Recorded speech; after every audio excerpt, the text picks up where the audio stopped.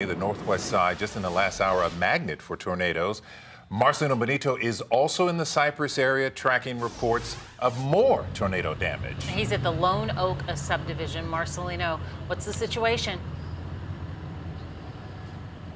Well, guys, we just actually got our hands on some pretty great surveillance video, exclusive surveillance video you're only going to see right here that captures the moment that tornado came right through the Lone Oak subdivision. It's from a neighbor's surveillance camera. Let's roll that video so you can see what we're talking about. It's a camera right on the side of the house, right where that tornado went by. And you're going to see that circulation as that tornado is coming by up the grass. You're going to see the fences start flying. Towards the end of the video, it's about 13 seconds, so hopefully we're looping it for you. You're going to see a piece of tin that ends up right next to that house. That's part of the air conditioning vent that was around there. It's impressive video that comes from a neighbor's surveillance camera. I talked to that neighbor earlier. We didn't put him on air yet, but that neighbor tells us he was inside his house. He is watching the news. He was watching our coverage, informing them that a tornado was heading towards his area. All of a sudden, the house starts to shake. He feels whatever's going on outside. He remembers when it's all over that he has that surveillance video system. He looked on it, and after all that, he noticed that that video was on his system. He shared it with us, and you're now seeing it for the first time on our air. Luckily, again, guys, we've said it repeatedly over and over again in this neighborhood, no injuries, and that's the really good news out of all this. The one bad news I have to report is that more weather is starting to move in. The rain had died off for maybe half an hour, 45 minutes. It has started to rain on us again. So neighbors here hoping that at least that it might continue to rain, but that they won't see any more tornadoes throughout the rest of the night. Guys, back to you. Yeah, Marcelino, we know these things always happen so fast. Did he tell you about the amount of time that this all transpired, or were you able to tell by looking at the video?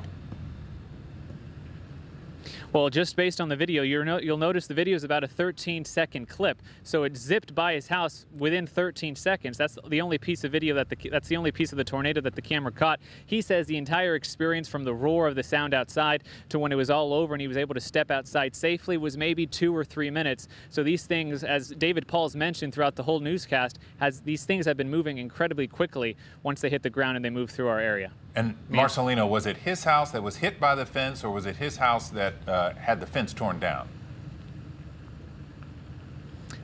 Both, Len. His fence was torn off and flew somewhere else. That piece of wood that you see was from his neighbor's fence, and it comes crashing into his house as well. So all of the above, anything that wasn't tied down, even fences that were secured, they went flying when this thing came through, and you can see that clearly in that video. What else have you been able to see strewn across the area there, Marcelino? We saw the fence line. You said pretty much anything else that wasn't tethered down. What else are you seeing? Well, we saw some trampolines that were upside down in another neighbor's yard. Rocks, actually big chunks of rocks that were nearby in a pool in the backyard, those were tossed around.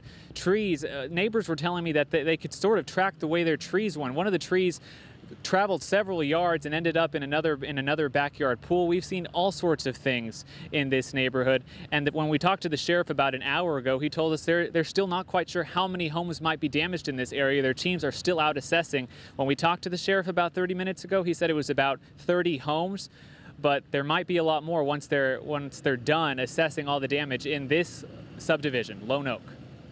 All right. Wow, what a situation there. Absolutely incredible video. Glad everyone is okay. Marcelino Benito, thank you.